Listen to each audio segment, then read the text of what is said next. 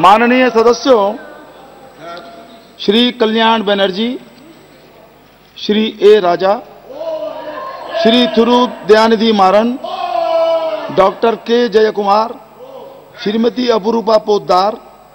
The above mentioned members may also be suspended from the service of the House for the remainder session of the Rule 374(2).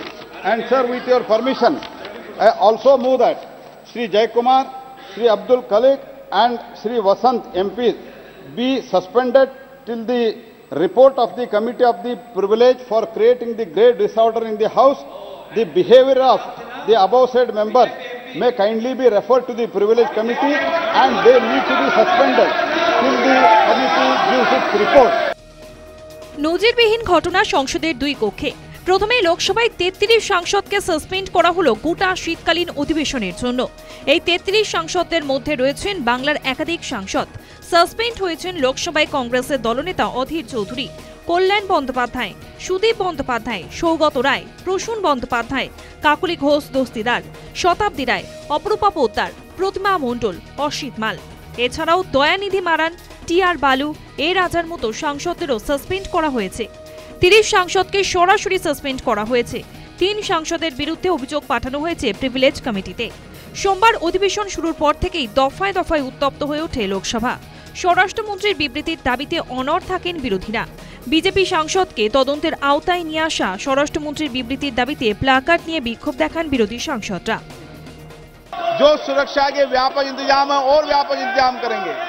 जहां सरकार का सहयोग लेना वहां सरकार का सहयोग भी लेंगे, लेकिन क्षेत्राधिकार हमेशा संसद का रहना चाहिए। आप भी इस मत के होंगे और इसलिए जो कुछ भी जिम्मेदारी है वो मेरी है, संसद सचिवालय की है। आपके हर चिंता का समाधान हम निकालेंगे। माननीय सदस्य प्लीज आसन पे विराजे। मैं आपकी चिंताओं को समझता हूं, लेकिन ये चिंता सबकी है। বিরোধী সাংসদদের বিক্ষোভের ফলে অধ্যক্ষ দফায় দফায় অধিবেশন মুলতবি করে দিতে বাধ্য হন। এরপরেই সংসদ বিষয়ক মন্ত্রী প্রহ্লাদ যোশী 33 সাংসদের সাসপেনশনের প্রস্তাব আনেন। খুব স্বাভাবিকভাবে ধ্বনিভোটে সেই প্রস্তাব পাশ হয়ে যায়। উল্লেখ্য, সেই মুহূর্তে অধ্যক্ষের আসনে ছিলেন রাজেন্দ্র আগরওয়াল। ঘটনাচক্রে 13 ডিসেম্বর সংসদ আনার মুহূর্তেও দায়িত্বে ছিলেন রাজেন্দ্র আগরওয়ালই।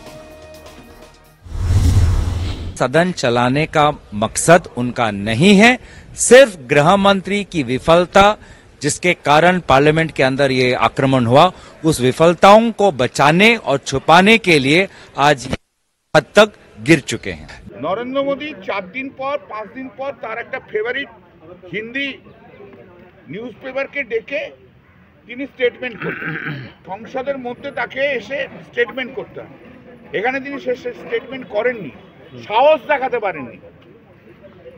অমিত শাহ এসে একটা স্টেটমেন্ট করার সাহস দেখাতে পারেননি। বিরোধী দলকে ফেস করার মতো সাহস দেখাতে পারেননি নরেন্দ্র মোদী, অমিত শাহ। প্রতিবাদের স্বর বন্ধ করার জন্য এটা করা হলো।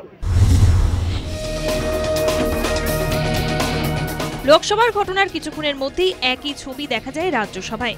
স্বরাষ্ট্রমন্ত্রীর বিবৃতির দাবিতে সরব হন বিরোধী সাংসদরা, কিন্তু সরকার পক্ষ বিরোধীদের কথায় কর্ণপাত করেনি। লাগাতার স্লোগানিং চলতে থাকে। এরপর রাজ্যসভার চেয়ারপারসন উপরাষ্ট্রপতি জগদীপ ধনখড় 45 রাজ্যসভার সাংসদকে গোটা অধিবেশনের জন্য সাসপেন্ড করেন। সাসপেন্ড হওয়া সদস্যদের মধ্যে রয়েছেন জয়রাম রমেশ, রণদীপ সুরজেওয়ালা। অর্থাৎ 2 কক্ষ মিলিয়ে সোমবার দিন সাসপেন্ড করা হলো 78 বিরোধী সাংসদকে। এর আগে 14 বিরোধী সাংসদকে সাসপেন্ড করা হয়েছিল। অর্থাৎ 2 দিনে সাসপেন্ড মোট 92 সাংসদ। অর্থাৎ সংসদ কার্যত বিরোধীহীন। নজিরবিহীন এরকম ঘটনা সংসদীয় গণতন্ত্রের ইতিহাসে আগে কখনো ঘটেছে বলে মনে করতে পারছেন না অভিজ্ঞজনেরা। News time.